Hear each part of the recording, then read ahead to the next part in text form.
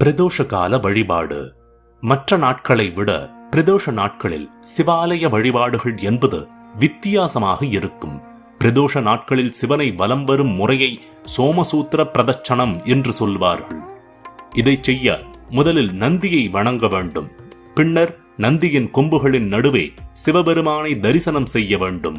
அதன் பிறகு எதிர்வலமாக சண்டிகேஸ்வரர் சன்னதி வரை போய் திரும்ப வேண்டும். அபிஷேக தீர்த்தம் வரும் வழியை தாண்டக்கூடாது. இதன் பின் வந்த வழியே திரும்பச் சென்று நந்தியை தரிசித்து நாம் வழக்கமாக கோயிலை எப்படி வலம் வருவோமோ அந்த திசையில் வலம் வரத் தொடங்கலாம். அப்போதும் அபிஷேக தீர்த்தம் வரும் வழியை தாண்டாமல் அப்படியே திரும்பி நந்தி வரை வர வேண்டும். இதுபோல் 3 முறை செய்து வழிபடுவதே சோமசூத்திர பிரதட்சணம்.